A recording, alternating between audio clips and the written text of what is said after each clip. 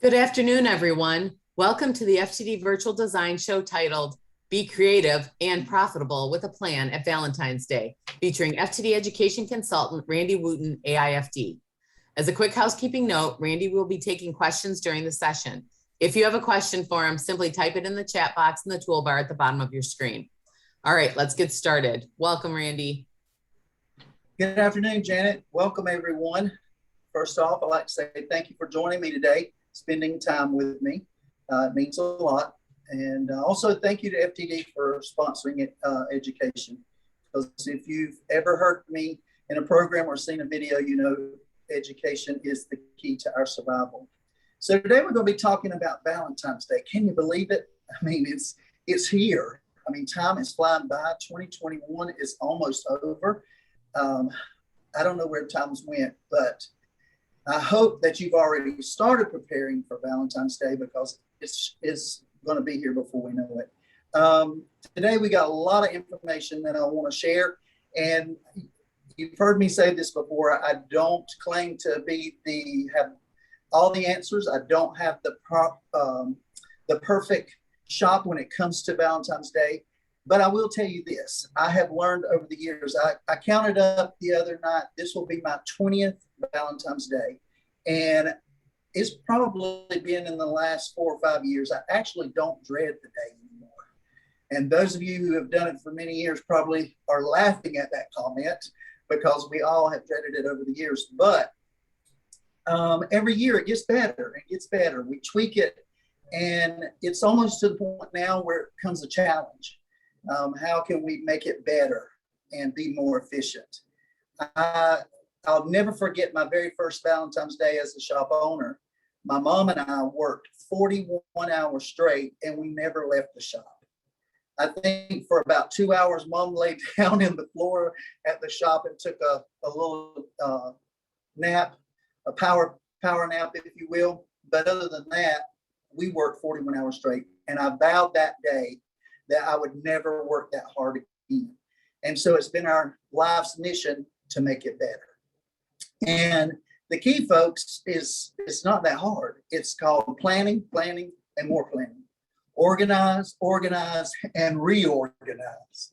And it all starts with, for me, and I'm going to take you step by step how we start planning for the day and tell you some of the successes, and I'm also going to share some of the pitfalls that we've had because hopefully it will help you along the way. But planning for us this year has been a little different because we know how supplies have been not available, hard to get. And so when that all started for me back at the beginning of the summer, I got real concerned about Valentine's Day and product availability. So I immediately reached out to my suppliers, and they shared information with me and said, hey, when our new shipments of vases come in, we're expecting a 20 to 30% increase on cost and price. So at that time, I took the opportunity to invest in my supplies, such as vases, floral foam, and such, and started bringing them in. And so before the end of summer, I had all my vases in-house and stocked and ready to go for Valentine's Day. And as we've moved forward since then, I've actually added a couple more. And it's through that I saved money. I often say this many times, that you make money off what you buy, not what you sell. And I'll say that again for those of you who may have not heard me say that. You make money off what you buy. Meaning if you buy it at a good deal, you save money, that's where you make your money. You can sell something for $1,000, but if you have $999 in it, you've made $1. So it's all about the buying. So for me, we've been preparing for this holiday since the summer. Now, another thing that we do is we plan out what we're going to buy in the line of fresh flowers. So many times over the years, one of my pitfalls would be when I'm making out my list, I would say, I need some of this. I need this lily, that lily. I need it in a double bloom lily. I need 5 different kind of line flowers. 4 or 5 different mass flowers, and then I end up with all this product. And when it's all said and done, I have a ton of product left. And I think we froze. Are you with me? Sorry about that. So I had a lot of product left. So what I've learned to do over the years is sit down and I pick out 2, maybe 3 line flowers, 2 or 3 different mass flowers, narrow it down to 2 to 3 different fillers. And then on my roses, I used to carry red, white, pink, yellow, lavender, a peach, an orange. And most of the time, the way we buy by the box, you got 100 per color. And then when it's all said and done, I'm left with all these roses. So I've learned to limit my selection. And I primarily do red. I don't do white. And I do pink, a yellow, and then I do one other color of choice, whether it be a coral, a peach, or something of that nature. And that's all the roses I carry. And most people are understanding. And you don't end up with all that product left. Now, the big game changer for me in regards to product is my website. As we all know, most people, the buying trend now is online buying. And during that holiday, you have a lot of online orders. And on a daily basis, your websites have too many options. I don't know how many of you do this when it comes holiday time, but when the holiday arrives 2 weeks out of the holiday, I ask my web guy to remove everything from the website. The only thing they can access is those 6 to 8 specialty arrangements that I have created for the holiday and the sympathy section. And for those 2 weeks, that's the only thing they can order off my website. Because if you've ever had a holiday where you have a stack of orders and every one of them is a different recipe, you work yourself to death. So I encourage you to take, if you're not, to take a look at your website and scale it back.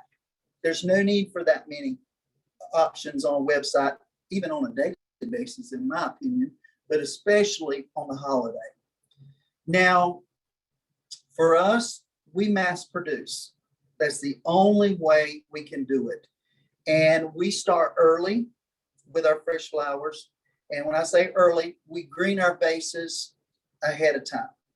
Now, I've seen a lot of people post on Facebook, and I've seen them post that they'll be a week out and their coolers are stocked with vases already greened. And I think that's wonderful. For us here at the shop, we changed from using leather leaf to using salal tips as our base greenery, because for me, the leather leaf dried out if it sat in the cooler too long. So for me, salal worked better, even though it costs a little more. Then it allows me to be more efficient and do things earlier. And then as we designed the arrangement, then we add our specialty greens in. And then as a designer, I can control the amount that's put in there. But I would love to know what other greeneries you are using.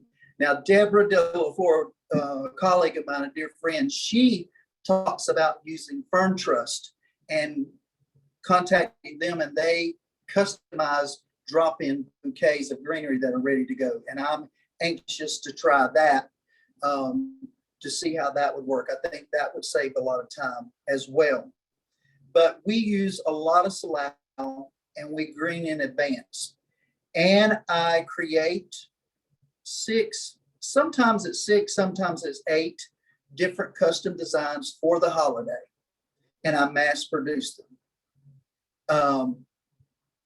And I do them at different price points. I normally have one low-end price point, and that's normally around $35. And then we work up and have a lot in the $50 to $75 range. And then we have some in the 100 and plus range. But the biggest area of concentration for us is from that $50 mark to that $100 mark. that's where we sell the bulk. So I normally try to have probably 4 options in that range for them to choose from. And so with that being said, we're going to start with that low end price range. And this is an example that we have done in the past. This is a vase of Ostomeria. And most of the time when people come in and ask for an arrangement, but their budget only allows 35, they'll say, I really don't care as long as it has some roses in it. So in this design, we have 2 roses and we have 3 carnations, and then we have some Ostomeria. And this is in a just a regular utility vase. I think the vase retails for a little over $1. So this is where we start at, and this is one of the options that we have had in the past. And you can see, now let's just stop just for a second. I want to talk about ribbon. I love ribbon in arrangements, but on social media, I see so many times you have this arrangement and then you have a bow that is as big or bigger than the arrangement. Now, we're always wanting to think about scale and balance and proportion, and that those bows are out of scale and out of proportion to the arrangement. For me, ribbon is more of an accent and should never be the focal in a floral design, and that's my personal preference. So what I do in the shop, if you can see this up close, there is just 2 loops and 2 tails. That's it. And one of the ribbons curls up in the top of the arrangement. You can see it there. And it's more of an accent, and it doesn't dominate the arrangement. And you can also see that that is Salal in that arrangement. Now, then we graduate up to another price point, and we use a standard utility vase. This one happens to be red. And in this arrangement, we have lilies, white stock. And there again, in this one, we only have 2 roses and some carnations. Very simple. And I know you're saying, Randy, that's not rocket science. No, it's not. But if you're planning your recipes out, this would be a quick and easy type thing to do, because you can go ahead and pre-count out your stems, know what your money is, and just mass produce it. Now, this particular one does not have a ribbon treatment. It's got Salal in it, and then we come back with small pieces of Plumosa around the edge and 1 piece in the middle just to make it cohesive there. But you can see that there is a difference in the 2 designs there. And then once we graduate from that one, we'll move into another color palette. And then we got something that's a little more. This particular one is absolutely gorgeous. I love the vase. I don't know if you can see it there. It's more of a green with a little bit of pink at the top. Absolutely love that vase. And this has that elongated design where the seeded eucalyptus comes out. You have groupings of things. I like to do a lot of groupings. I don't like to just see one flower sitting there all alone. So when I have my reders, I normally do groupings, and you can see that with the calla lilies, with the roses and the stock. Absolutely love it. So far we have 3 that would be in our collection for Valentine's Day that would be offered. And the thing of it is, you need to make prototypes, photograph them, send them to be placed on your website and showcase your work, not someone else's work. Now, when you photograph it, sometimes you have to be very careful, and that's a whole nother topic that we could talk about, is photographing arrangements, that you actually capture the value of that arrangement. So many times the camera and the angle does not catch and capture the value of that arrangement. But absolutely love that piece, and I'm pouring water everywhere. That's what we get for being live, right? Now, then we want to move up to something else that's even a higher end, and I absolutely love this container. It's a white ceramic cylinder, And in this particular design, it's just real low and everything's more like a mound, but there's a lot of texture going on. There's roses, spray roses, anemones, and there's the silver dollar eucalyptus, but it's in that monotone. And that little bit of white and black with the anemones just makes that white container all cohesive. You know, a lot of times we use white, and white, you know, kind of dilutes the color and your eye goes to that white first. So we added those anemones with the white to help blend that container. I hope you like that. But you can see we've got different styles, different price points that we're working with. And that way you don't feel so bad about limiting the number. I'm telling you, that saved us tremendously by limiting the number of options on our website. It was a game changer because I spent my wheels all day long. Even on Valentine's Day, I was continuously designing. And for us, when we open that morning, there's very little designing that's done on Valentine's Day. Most of our design work is done. It's in the cooler. On Valentine's Day, it's all about making those deliveries in a timely manner, and it's all about taking care of the walk-ins that come in. Not saying that a custom order comes in and we may have to whip something together, but for the most part, I would dare say there's maybe 10% of design that's done on that day. Everything's done when we come in that morning. Now, we talked about different recipes and different programs there, but we want to talk about our main product, and that is roses. When you're buying roses, you know you buy them, you pay for them by the stem length. The price is determined by the stem length. I'll get it out in a minute. And for our dozens, most of the time, we buy anywhere. For Valentine's Day, I don't buy anything less than 60. Normally it's 70. And the reason I buy 70s is because with that stem length, the head size on that rose is a lot larger. And it makes a larger presentation, especially when we have the price we have to charge for those dozens. It just makes a nicer presentation, okay? And so when I made that decision several years ago, I told Mom, I said, we're going to buy all 70s. And I did. Well, then I did a lot of design work that were not dozens or half a dozens. So I ended up cutting those. And it was a stupid mistake on my part. I'm like, why did I buy all 70s? You know, it's a learning process. And so the very next year, I contacted my supplier. And they offered something to me that I want to share with you. And you may already know about this. And if you don't, this could be a game changer for you. They offer something, of course, they have the 40s and the 50s that you can buy straight boxes. But they also have what they call 50-50, where you get 100 in a box and you get 50% red and 50% color. And I saw that on the price sheet for many years, but I never knew this. My salesperson said, if you order in advance and pre-book, you can request what that other color is in that box. So I got 7 boxes, 700 roses that were 50% freedoms and 50%, say, roslyn, which is a pink rose. And then I got 4 or 5 boxes that were 50% red, and then I chose another color, and I could be variety specific. Because I'm not a big fan of those assorted boxes because you never know what you're going to get. You never know what the variety that's going to be in the box and how well it holds up or how it performs.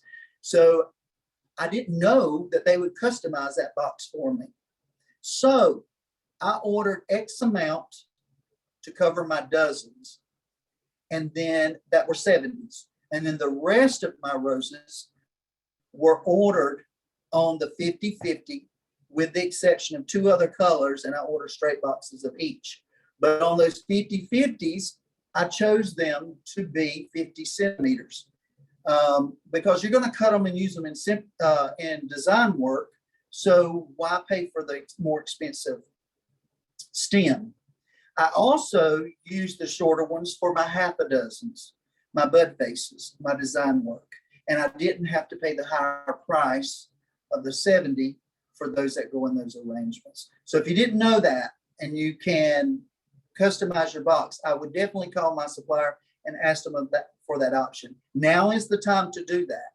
I don't know about you, but I got my Valentine rose prices this past weekend from my supplier.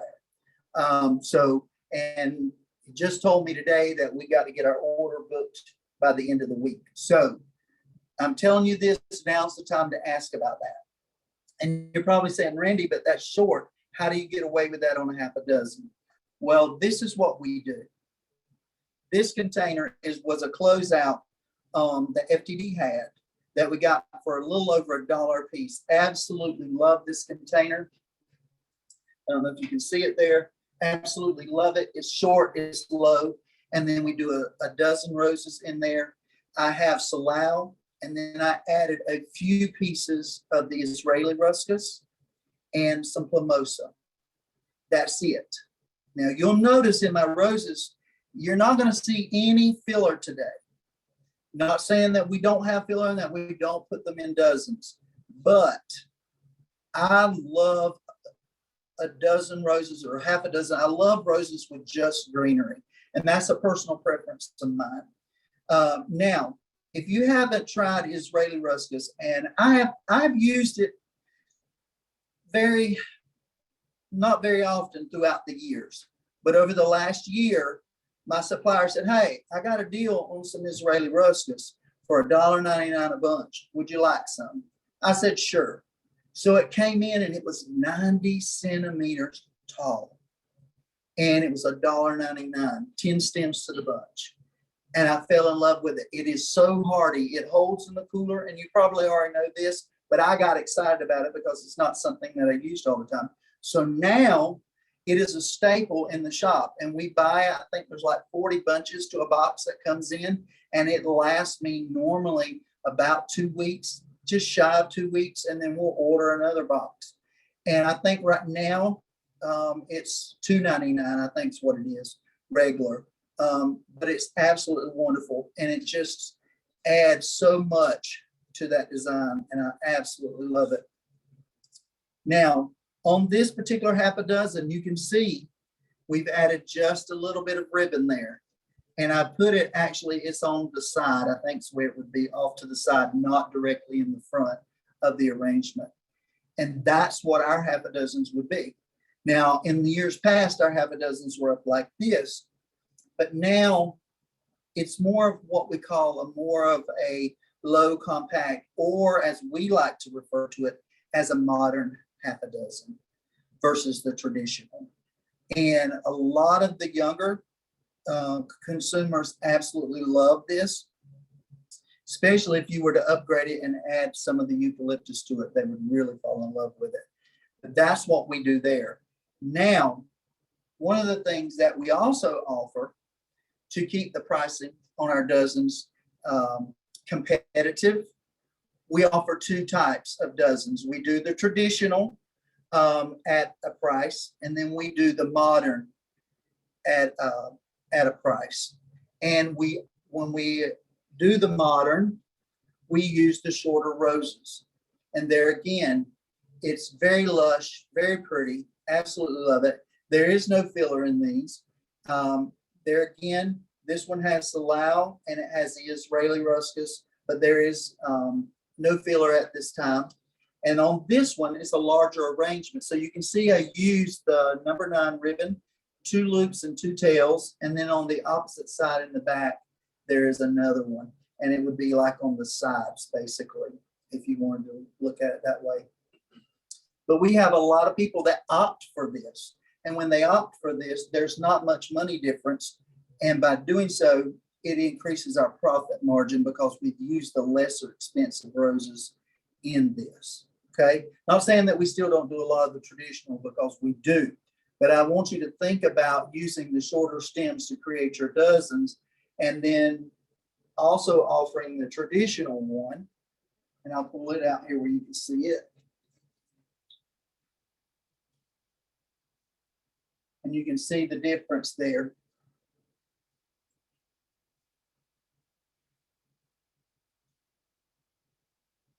These, of course, makes a larger statement, but they are the 70-centimeter roses. And they typically, now these aren't 70s because I think these were 60s. And another thing I want to tell you, if you pay for 70s, use 70s. Don't cut them off. Do not cut that stem off. You're throwing money in the trash. Leave them long. Make that presentation. Absolutely love it. These are really fanned out. In this design, there is Salal tips in the base. And then we came in with the Israeli ruscus. And then we added some pieces of the silver dollar to give it that flowy movement that we need in this arrangement. And here again, this is just 2 loops and 2 tails. You can see that, 2 loops, 2 tails on a pick, and it's stuck into the arrangement. Now, I'll never forget, as a child, my grandmother, weeks leading up to Valentine's Day, they would take a sheet of styrofoam, hang it on a nail on the wall, and they would start making bows for their roses. And they would make a bow and stick it on the styrofoam. And you would go in my grandmother's flower shop weeks prior to Valentine's Day, and there would be hundreds of bows stuck on styrofoam. We don't do that anymore. But what we do is we create these, and I do put them on a piece of styrofoam, and we do hang them on the wall. And it reminds me of my grandmother. And then when you're designing, that part is already done and ready to go. And you can see that there's one on the opposite side. So there is 2 in that design, if you can see that. Jenna, we got any questions? We do have one question. With your rose arrangements, do you prefer liquid or powder flower food? We use at the shop, we use the powder, and we mix it in our water before we fill the vases. Got it. Do you I'm not going to say that I have a preference because I haven't used the liquid, so I can't speak to that, but I just tell you what we use. Okay, great. Thank you. That looks like that's the only question right now. Okay. But yeah, if anybody has any questions, please type them in the chat box. But it's all, for me, it's about being profitable. And one thing that I've learned, the more organized we are, the more efficient we are, the better we are at getting those designs out. And I will tell you something. I told you about the first Valentine's where Mom and I worked 41 hours straight. And after that, we have had as many as 26 people working the day of Valentine's. And we went a few years like that. And then one year, for some reason, everybody had something going on. For whatever reason, they could not help. And we were down to 6 people plus our drivers. And I was stressing. I didn't know what we were going to do. And I told Mom, I said, we have got to plan, be prepared, get organized. And when it was all said and done, it was one of the smoothest Valentine's Day we had. And what we learned was that if we prepped and organized and planned, we could do it without that many staff members. And what did that do for us? That gave us the confidence the next year to not have as many people, and that saved on payroll. And what did that do? That made us more profitable. So it's one of those things that I can't stress enough about. Planning and preparing is what's going to make you more successful and even more so, more profitable. Let me move that without knocking it over. For us, I don't know about you guys, delivery was a huge thing for us. And we're going to talk about that in just a second. But before we talk about how we deliver and how we stage things, how we make the order process more efficient, I'm going to show you some more designs. So many times when we're thinking about Valentine's Day, we think about anything red, purples, and pinks. And we stay away from the other colors. But what you have to remember is that there are customers who come in and they want to buy flowers for that special someone. And that special someone, we hear many times, she doesn't like roses. So what do you have? So if you don't have anything but roses, then you're going to miss out. And number two, you need to know what's trending and what is some of the most popular flowers. And I know that varies from region to region, but for us right now, the hottest flower that we get requests for is sunflowers. And I think that's pretty much a nationwide thing for the most part. So we always make sure that we have sunflowers in stock and make sure that we're doing something with them. Also, another color that's very popular is white. White has always been popular, but blue. Blue has been, we get a lot of requests for blue. So we want to make sure that we have that for Valentine's. And you don't necessarily think about that when you're thinking about Valentine colors, but you're wanting to have that in stock. If you'll hand me that one there, the blue one. Okay, there we go. So with this one, I paired it with the pinks. Absolutely love the blues and the pinks together.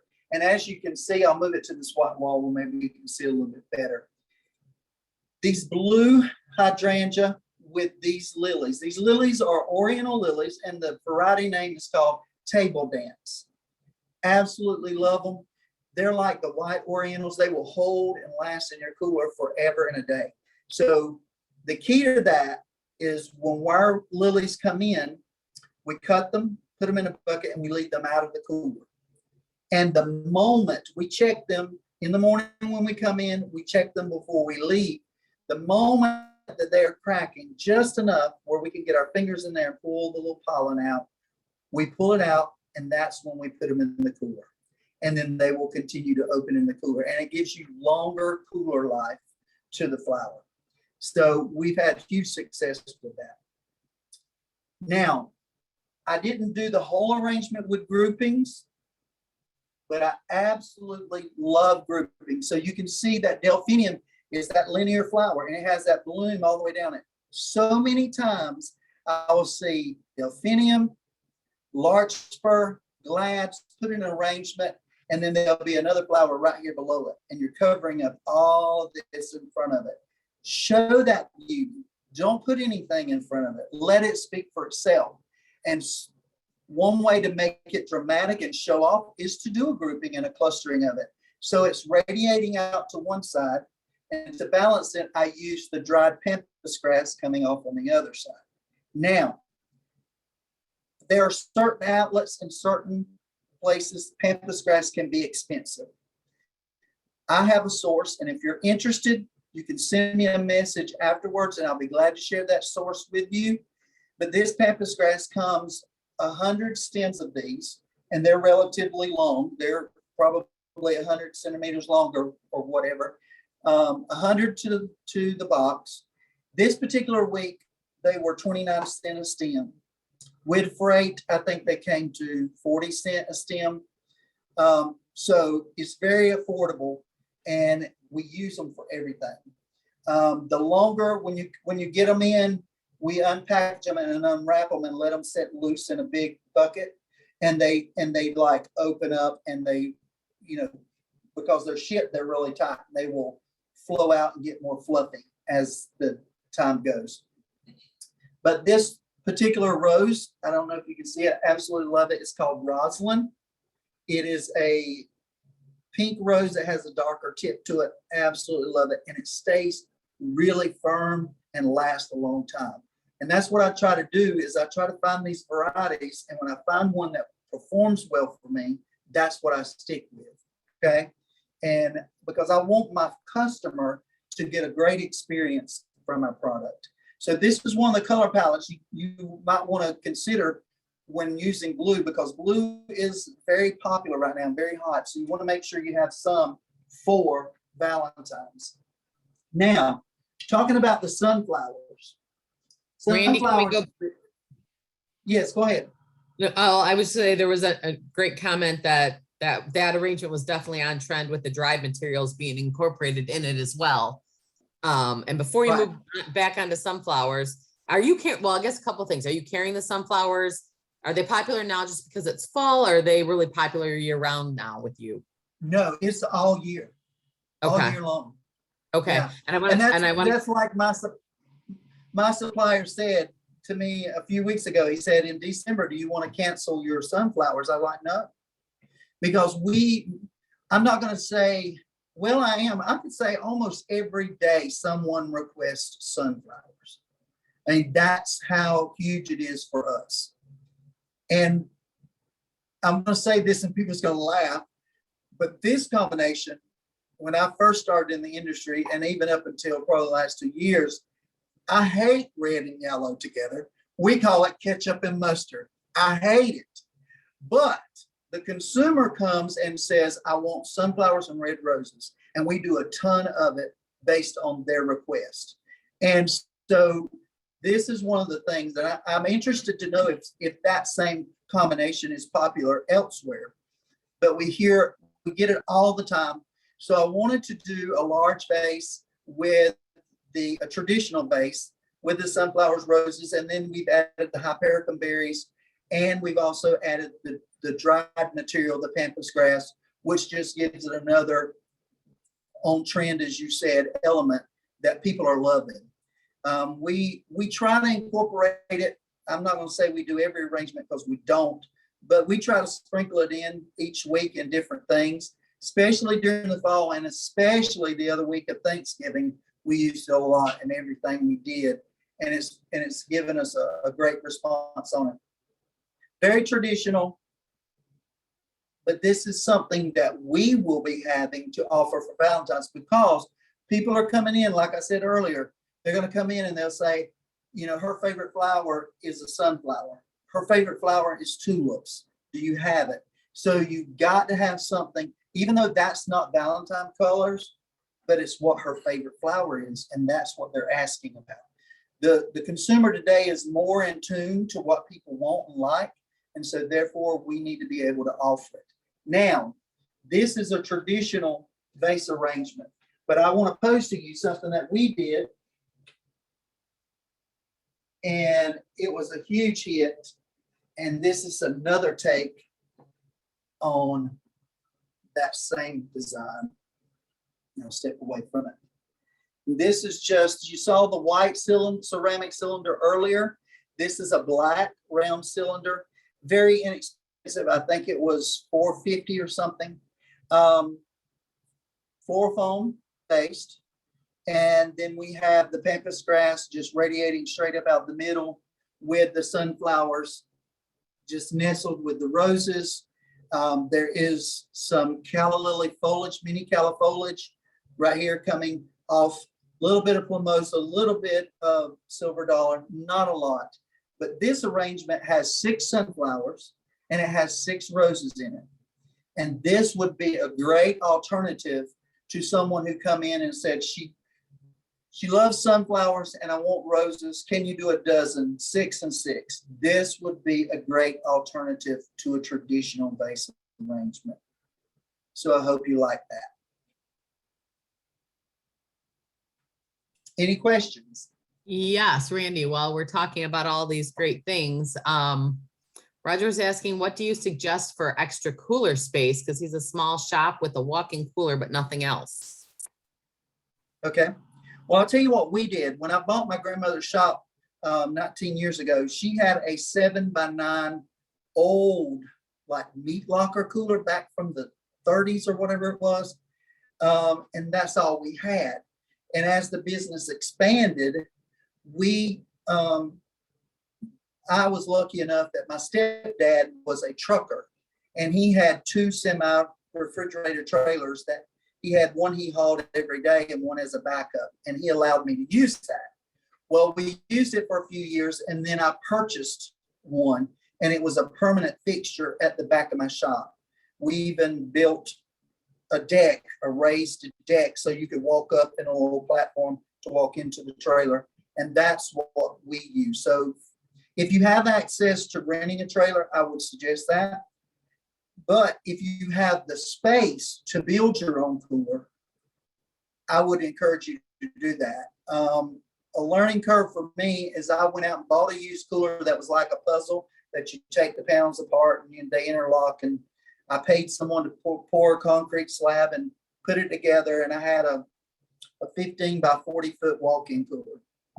And then when we had a fire at our shop, when we relocated, I didn't have the outside space to bring it. So we had the inside space, the square footage, and I had them to frame up my cooler. And it's very inexpensive to do. I will never, ever buy a prefabbed cooler ever again. I will create my own. And for more information on that, if you'll private message me, I'll be glad to share with you how we achieved that. We've had it now for 9 years, and it is a 16 by 32, I think, 32 foot walk-in cooler in my shop. And that's how we do what we do. Without it, there's no way we could do what we do here. And we're a small shop, but yes. So more information, just hit me up and I'll be glad to share that with you. Any other question on that? That is the only one I see right now. Okay. One more thing before I go into some tips here. Bud vases. We walk-ins, people come in wanting a bud vase, and I have over the years we tweak it every year. I don't like the traditional bud vase with the leather leaf. Not that there's anything wrong with it, it's just personal taste. This particular one, we've used aspidistra leaves. We curled one across the lip of the container and inserted one. And then we have one piece of Israeli ruscus and a little bit of Lamosa. And that's all that's in that.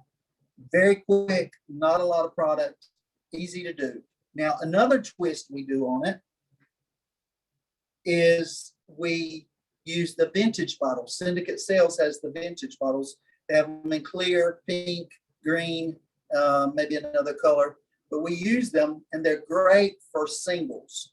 The opening is, you may get 2, but you would definitely not get 3. And in this vintage bottle, we just have 3 stems of that Israeli ruscus and 1 small piece of Lamosa. And then I took a little animal print ribbon and tied a sash around the neck of the bottle. And that's another thing that's very hot right now is animal print. So that's very much on trend. And that would be, something you can proceed against that white there. Something very appropriate for the Valentine holiday. That's our take on bud vases. All right, Randy, we've got a question. Do you have any tips on processing large amounts of roses for the holidays? Well, you want to make sure first thing that you have clean buckets, that your storage vessels that you're going to be putting them in is clean. We clean and bleach and disinfect our buckets every week. I believe that, and a clean cooler is the longevity to your flowers. We, being a small shop here, we have a cutter. I know we have a chopper cutter. We cut them and we put it in our hydrating solution in our buckets, our clean buckets. And we let them hydrate for a minimum of 2 hours before we place them in the cooler. Now, there's different ways. I've been in shops at different times. Some people cut them under water. While there's all different, I've heard all different kinds of stories, but that's what we do in the shop, and we don't have any issues. But there again, we turn them over so quick. But I will say we get a lot of compliments on how long our flowers and our roses do last. And I think that has a lot to do with, number one, how we buy, and number two, how we process and keep our buckets and our cooler clean. So do you process them the exact same, whether like your everyday versus, how many extra you're getting for a Valentine's Day or a Mother's Day, something like that? Repeat that again. You don't change. You don't change. No, our routine is the same on that. Yes. Oh, okay. We typically say, for an example, Valentine's Day this year will be on Monday. All design work will be done and completed on Sunday. So normally we start designing, putting flowers in vases and vessels, normally 4 days ahead, 3 to 4 days ahead. Now our vases and our containers are prepped and greened even before that. And we prep and green our vases on a daily basis. My sister, she comes in, and that's the first thing she does of a morning is she pulls vases and starts greening, and she keeps the cooler stocked for me with vases that are already greened.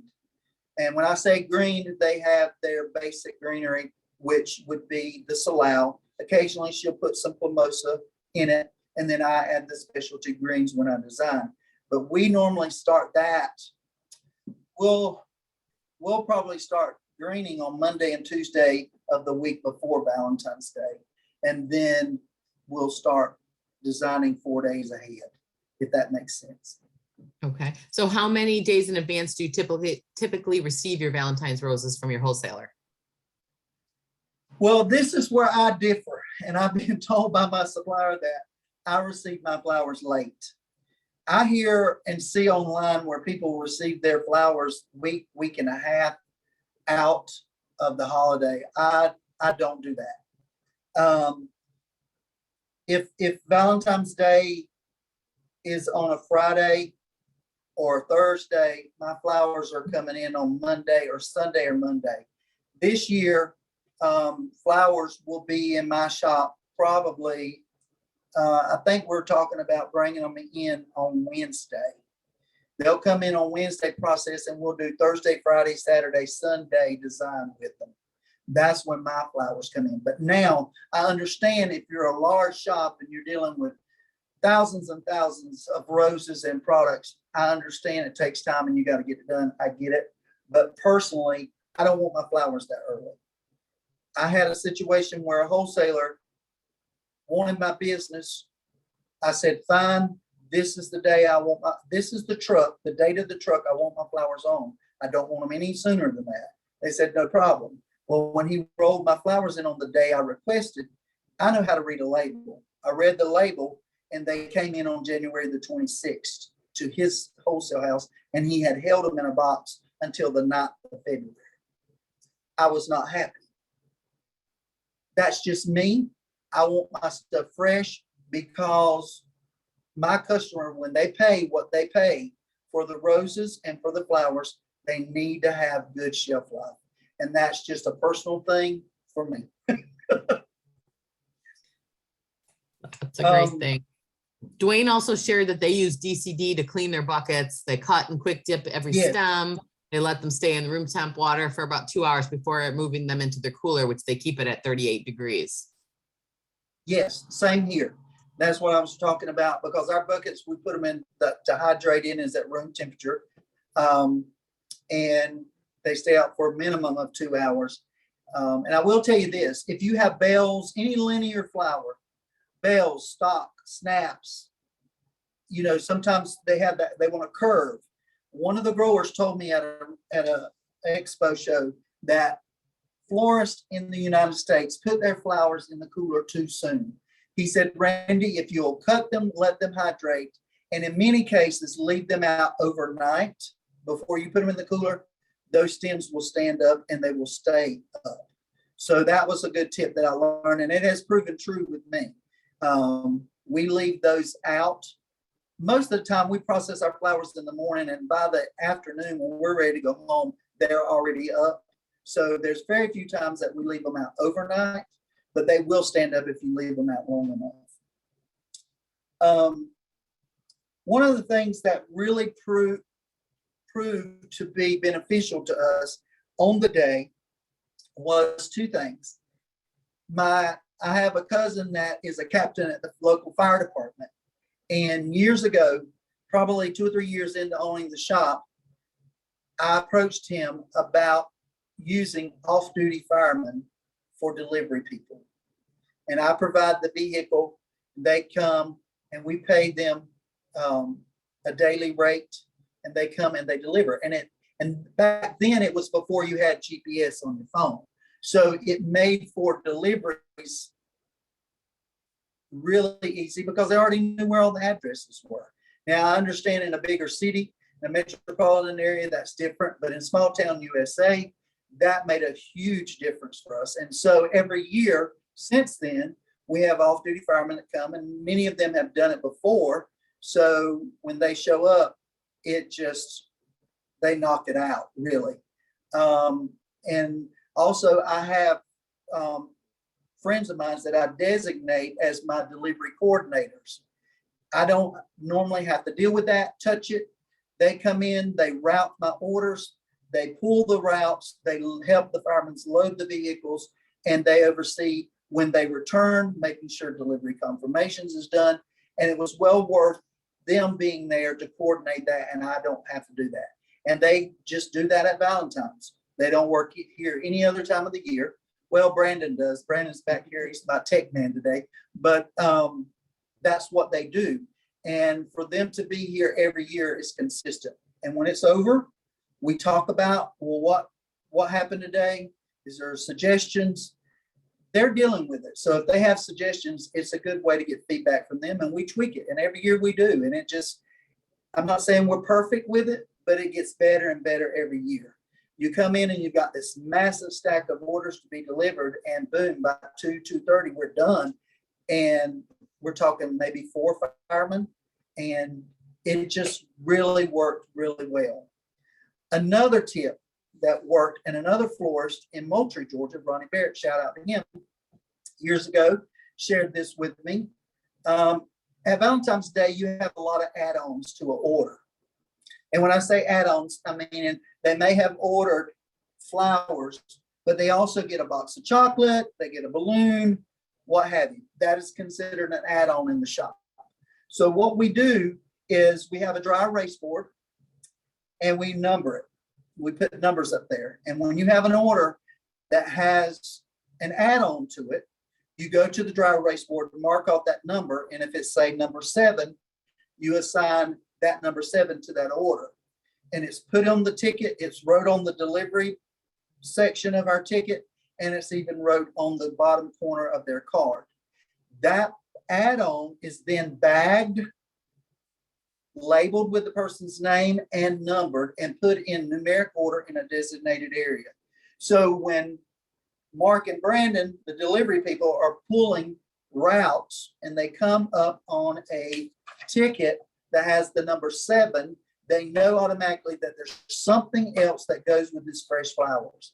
And they go to that delivery section, the add-on section, find number 7, match it with the name on the ticket, and prep it, whatever needs to be done to prep it to make sure it all stays together on that order. And that was a game changer for us, because in the past, we just had them all sitting over there, and you had to go in there and look and try to find the person's name, and it took forever.